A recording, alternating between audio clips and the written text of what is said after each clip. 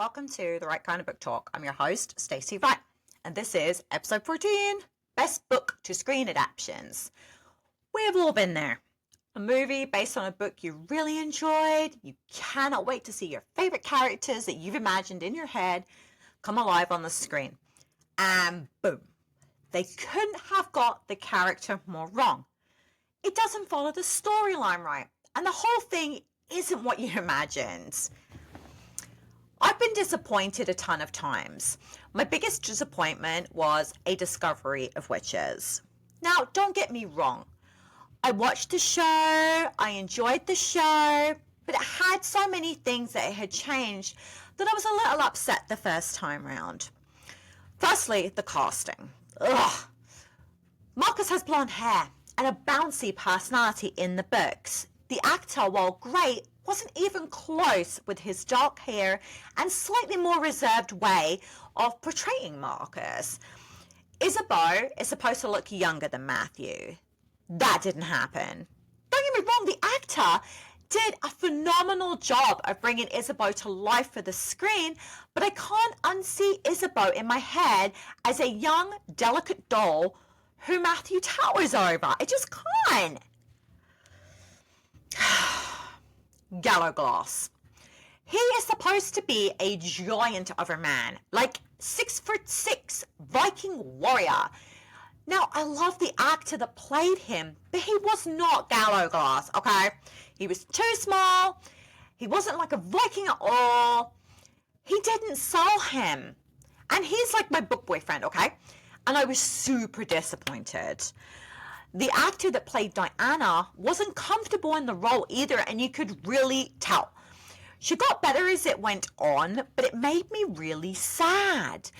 This book series has me enchanted, but the TV show, it's a major letdown. I also felt that one season per book made it a rush. I think they could have done 2 seasons per book, and it would have just about done the books justice. Before I continue with books to the big screen, let's see what books you can grab at your local bookstore today. Yep, you guessed it, it's publication day.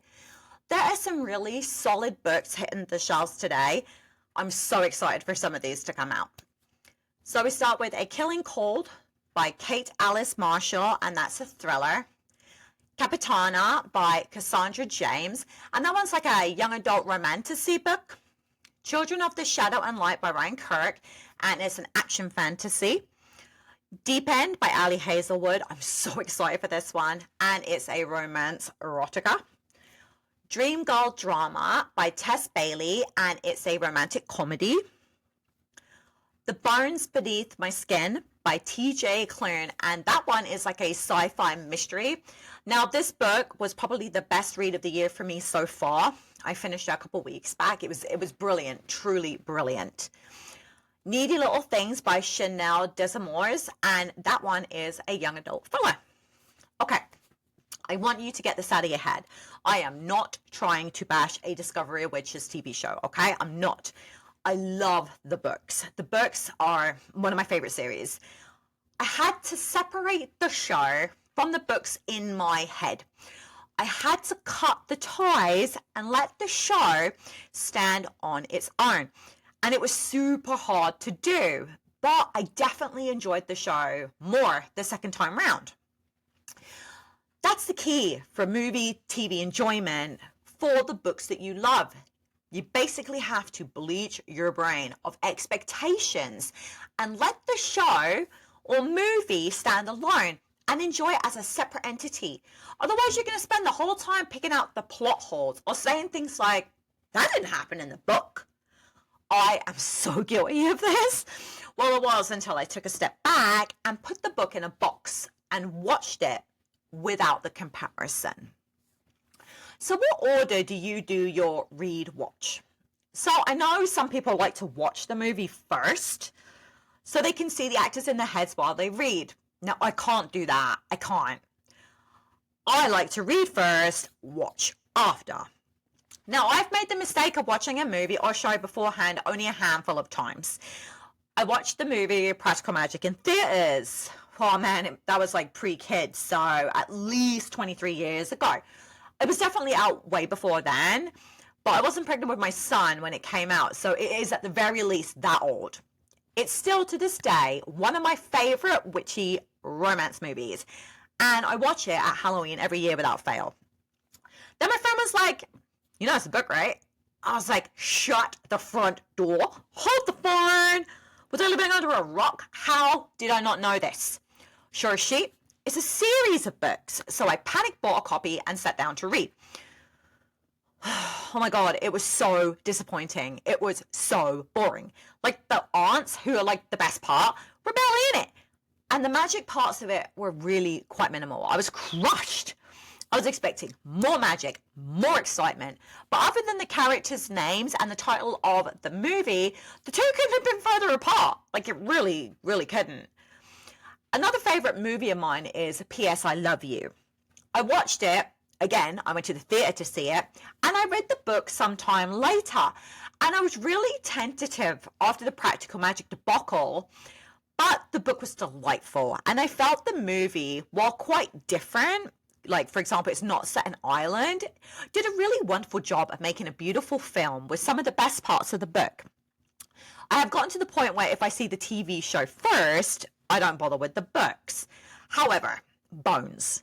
Now, this TV series was brilliant, and I heard the books were too, so I actually think I might commit to the book series at some point because it is really long. It is really long. And I also read Dexter after the TV show, and that also was an excellent adaptation for me because it does stay pretty close to the books for the most part, even if the things Dexter gets up to in the show aren't storylines from the original book series. I think book 1 might have been. And that's probably about it. Okay, so I did what I always do. I took my little butt off to Facebook, Bookstagram, and BookTok and asked the masses what book to movie/TV show was a winner for them.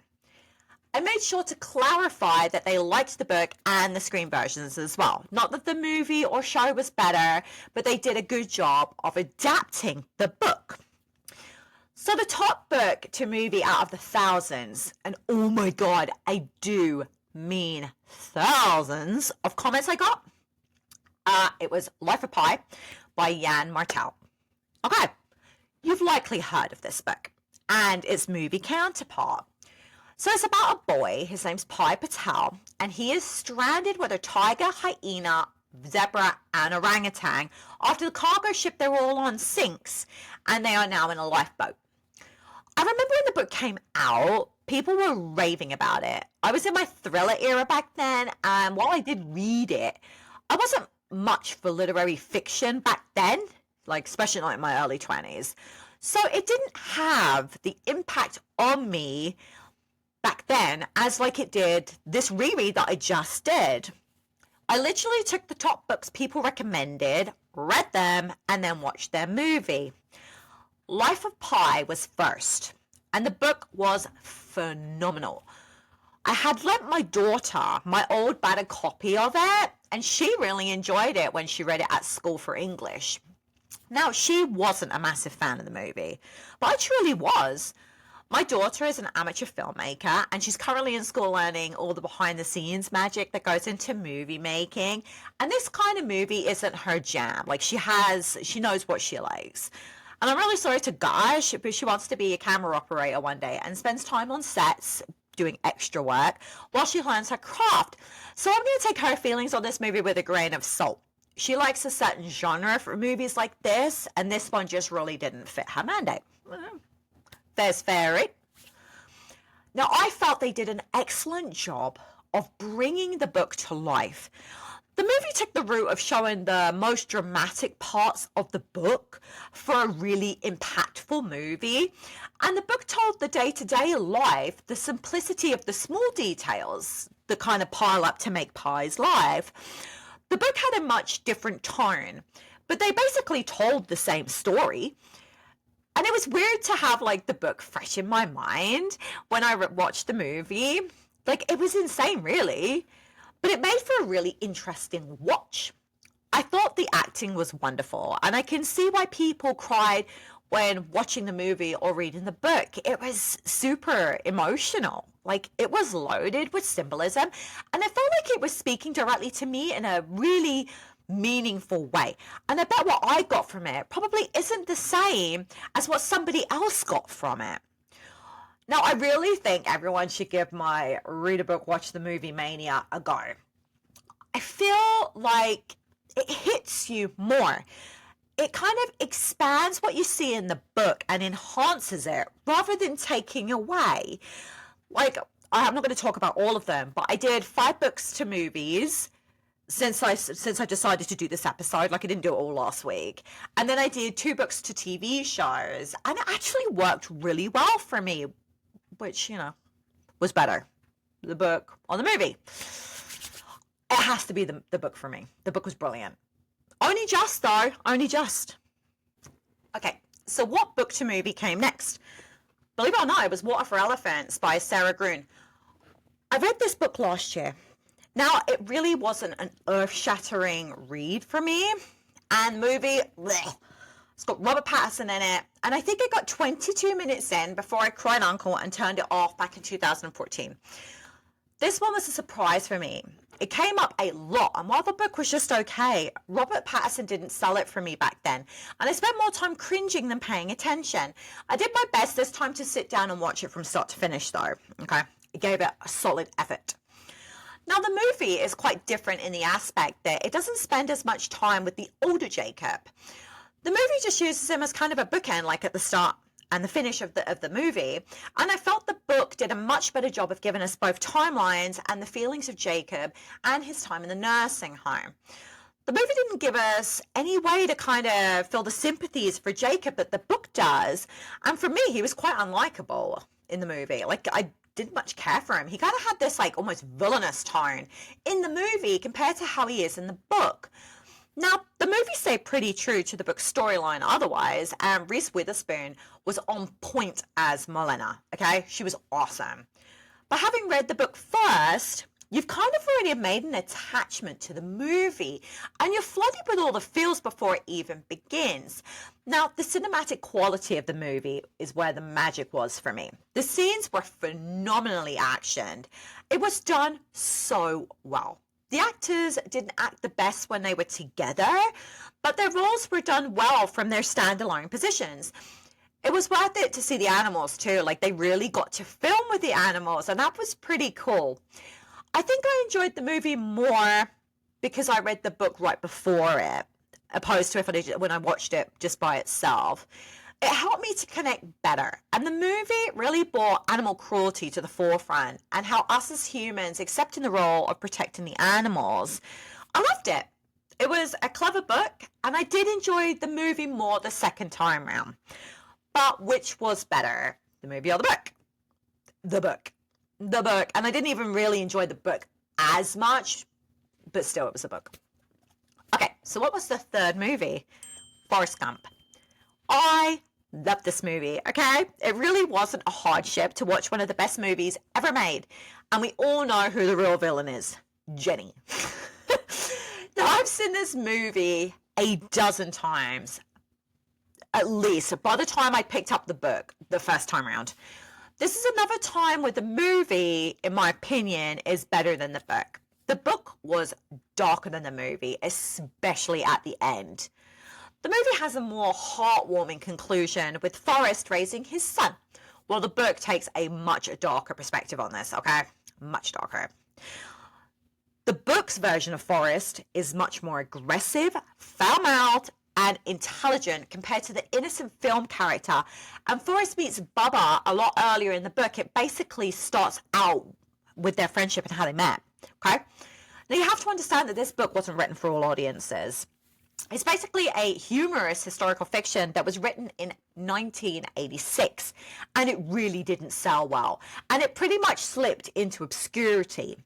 It really wasn't well received either, like not at all. But after the movie was released, the book sold 1 million copies, like right off the bat.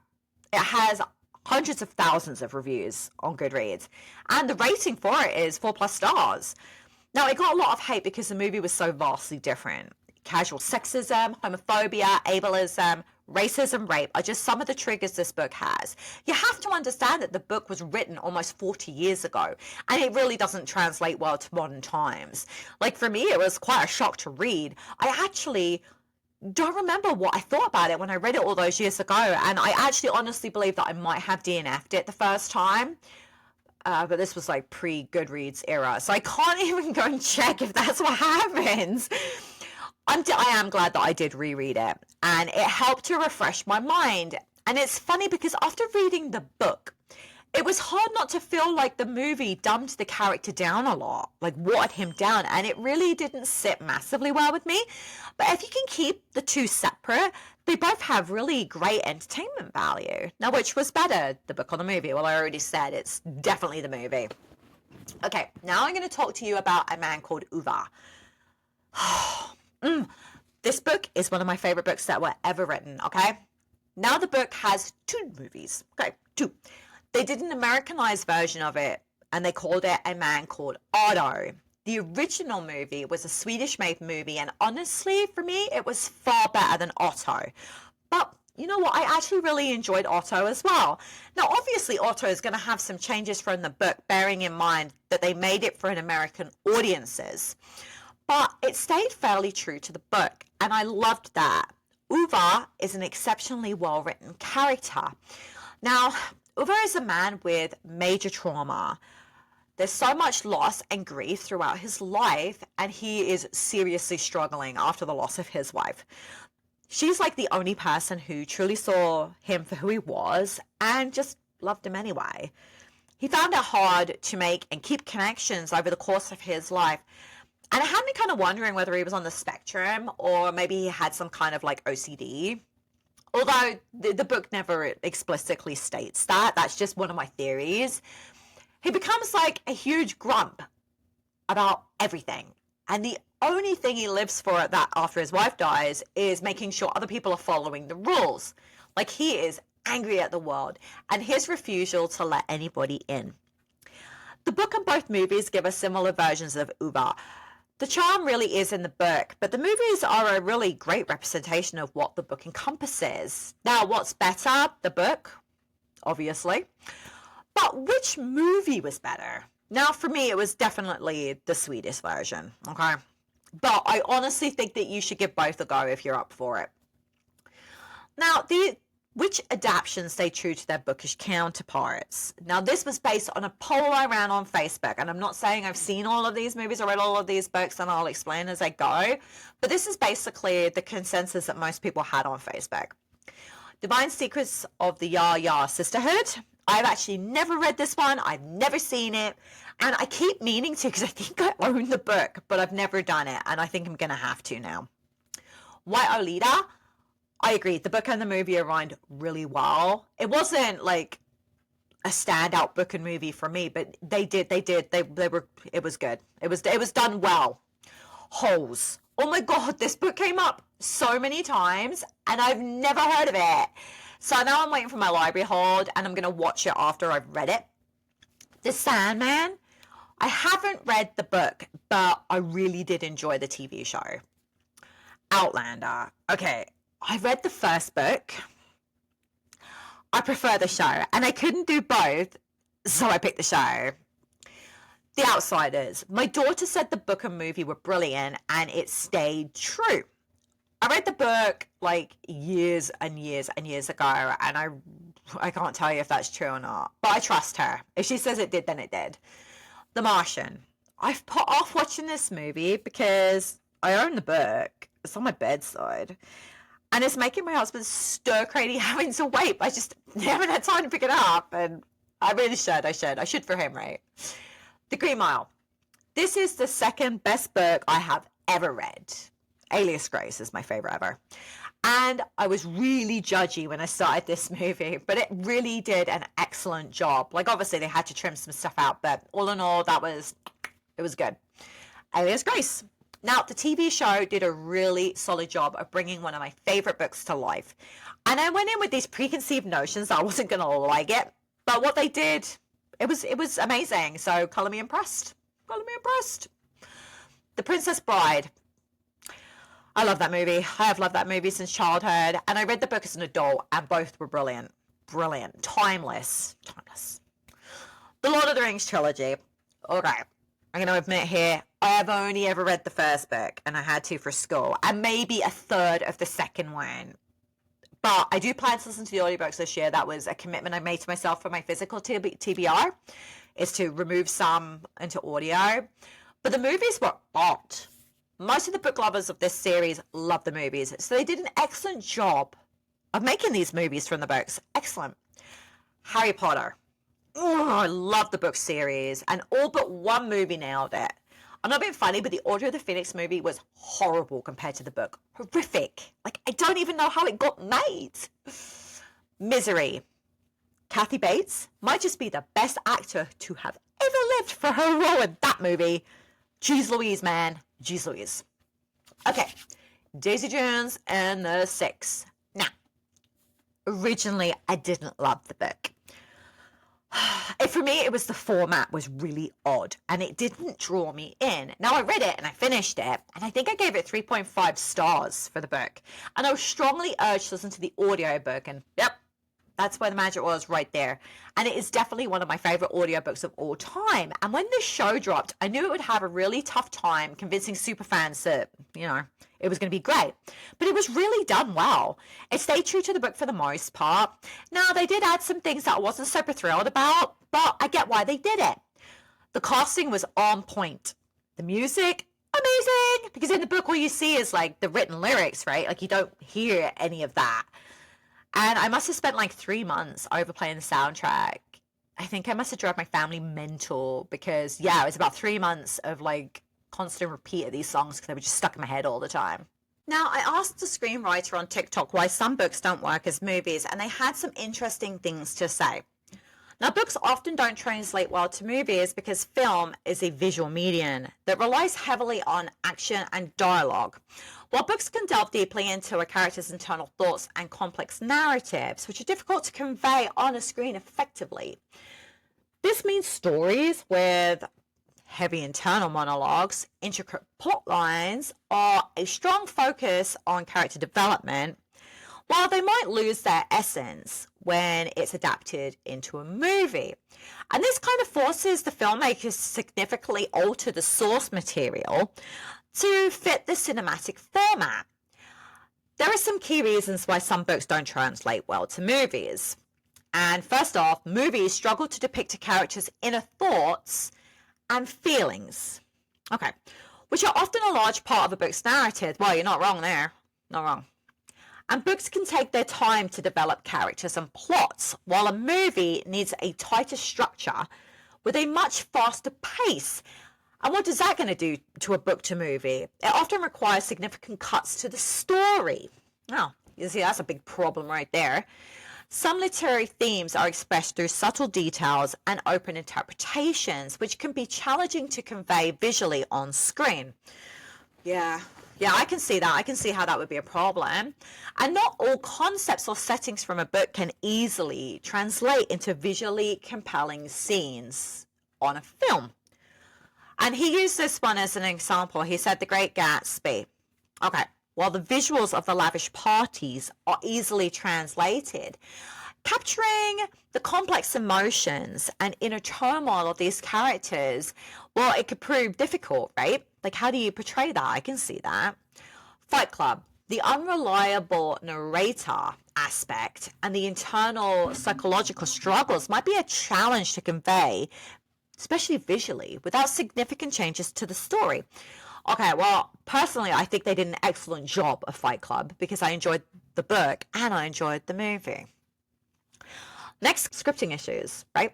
This can be a really big problem. And contrary to some ill-informed beliefs, you can't just have someone read from the book, okay? You can't. As a result, a writer has to sit down and turn the book into a playwright. That can then be acted out. Now, most often, it's not the author of the original book. They don't do this, okay? It's really rare. And it's usually not just one writer. As with all things, one writer's creative interpretations are usually quite different from another's. This will result in the writer's interpretation through dramatic license of how they think the author's story is supposed to go. A second problem is that while a script may have been sold, it's not necessarily finished, and more writers need to be called on to finish the job. And what does that mean? More writers means more interpretations, and sometimes this can be better, but often it's not. And now another problem is the director. Their vision often differs from that of the writer. In the end, he has the final say, and the script rewrites can happen here at the director's behest. And then you've got the studio interference. Like the studio takes over control of the story and the work begins to make it more fitting for the screen. Now, some of these changes are obvious and necessary, such as cutting scenes short to keep the runtime on time, perhaps turning large blocks of dialogue into a more visual medium. This is to be expected with every story that makes its way to the big screen. Okay. Books are taken through a lot of dialogue. That's the medium. The books are a visual medium, and the people want to see. They don't want things described. All right, fair enough.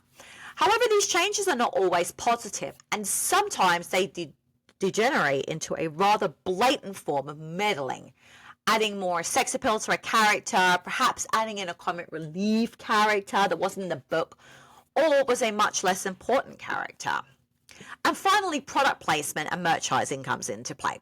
Once everything is done, the story can way too easily become unrecognizable from the original work.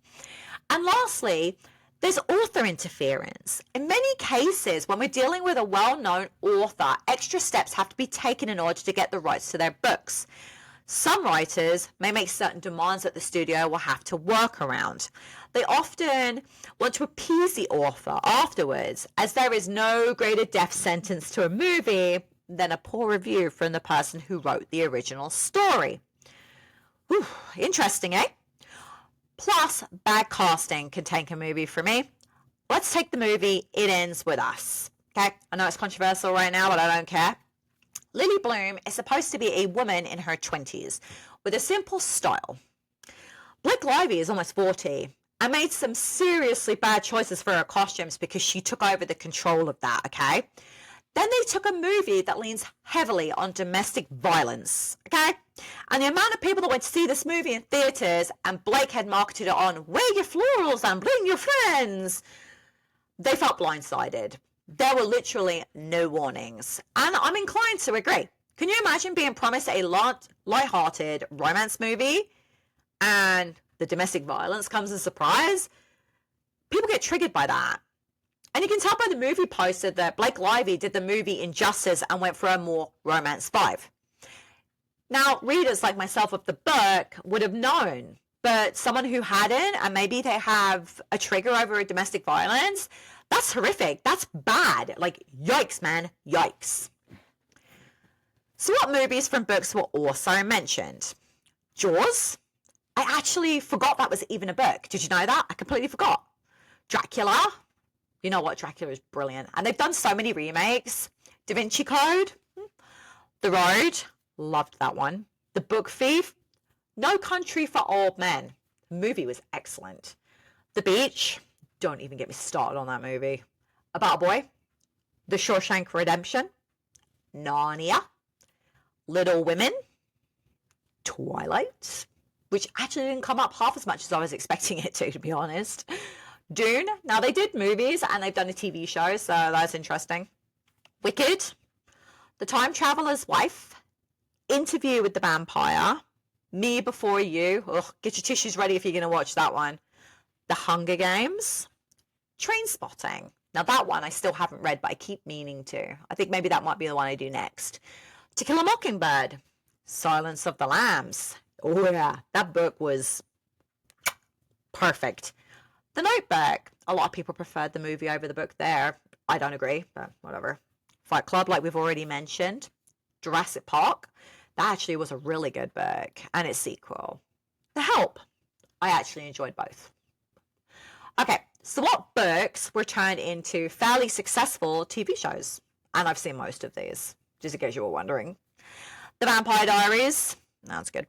Handmaid's Tale, Virgin River, Sweet Magnolias, which is just about to drop another season if you didn't know, Firefly Lane, Lessons in Chemistry. I didn't know this was a TV show. Somebody mentioned it. Now I'm going to watch it. The Queen's Gambit. Now, the show was pretty good, but the book was much better. Read the book. Behind Her Eyes. Oh my God, that one was phenomenal. Phenomenal. Both of them. Watch, read. Pretty Little Liars. I only watched the TV show. I did not read the book series. Game of Thrones. And there were many, many, many, many more to name, but I don't have time for all that. But I will bring up Bridgerton. And I'm using this as an example, okay? Now, I love this show, and I love the book series. I actually saw the show first, and then I read the books. And they're just about to drop season 4. This show is a perfect example of a book being made into a TV show that has the fans ripe with rage. Now, if you don't know the story, there is a Bridgerton sister called Francesca, and she marries a man, and he dies like pretty much soon after they get married in the book. Now, this hasn't happened in the show yet, but it's coming, all right? In the book, she has a secret love for her husband's friend, Michael. It's one of my favorite books in the series, and he is one of my favorite characters. Now, the TV show has taken a rather unique turn from the books by including a lot of LGBTQ content. Fine. It is a little weird for a book show in the 1800s to even have this kind of content, but it hasn't bothered me up until now. Changing Michael to a girl has caused a lot of faithful Bridgerton fans to say they're going to boycott season 4 and any future seasons coming. It has caused some major outrage that they have taken a pivotal character and changed their gender in this way. Will I be boycotting? Hell no! But I can see why people are upset. The book has 0 LGBTQ content in it, like none at all. And the show has taken some rather large liberties and it's left fans reeling. Now the author stands by the show's decision and the fans have taken it personally. It will be interesting to see if they really do boycott or whether now that the dust has settled a bit, because this controversy all started like last year, they settled enough that they will watch begrudgingly or whether they really will end their love of the show. So what was my takeaway from my week of this episode? I think as long as you can manage your expectations with book adaptations, I think there is a place in the world for both. I learned a lot from my read a book, watch its movie mission, and that's to understand that movies can only do so much, and the vision in our heads are not the same as the person next to us. I'm in so many Facebook groups, okay? And they do the who would you cast game for books that they love, and I rarely see people agree with who they would cast. I heard that Court of Thorn and Roses is actually being adapted for TV, and I have seen about 15,000 options for Reese, okay? And none of them would work for me. You can't please everybody. And after the whole thing about Forrest Gump, I can see why picking up a book that didn't do so well and adapting that might make more sense, because you get more creative license, less fans to upset, right? It might even give a book that didn't do so well a nice, much needed lift. Okay, now I want to make a list of books that tanked and see whether they have successful movies already. Or maybe it's time I dip my toe into screenwriting. Okay, I'm joking. I can barely keep my house of cards together as it is. So tell me, what was your favorite book to movie TV adaptation? Did I mention it? Do you think books make better movies? Or do you think they missed the mark? Do you think movies or TV shows are better from books? Do you think that books made into movies are better or books made into TV shows are better? Personally, I think TV shows get more time, but there have been some great movies out there, so who knows? I think it's a personal preference at that point. I hope you have enjoyed this episode. If you did, please give me a hit on that subscribe button. It's youtube.com/@therightkindabooktalk. You can follow me on TikTok at right.kind.book.talk. I also have an Instagram page at The Right Kind of Book Talk. My Bookalorian page is there as well, so Bookalorian Designs. I have a Facebook page at Right Kind Book Talk. You can find my book merch store on Etsy, The Bookalorian Designs. You can email me at therightkindabooktalk@gmail.com and give me feedback, or maybe request a topic that you want me to cover. You can find The Right Kind of Book Talk on Spotify, Apple Music, RSS, Apple Podcasts, Player FM, Amazon, and pretty much anywhere else that you can find a podcast. I'm probably there. Give me a follow on any of these and be in with your chance to win bookish prizes.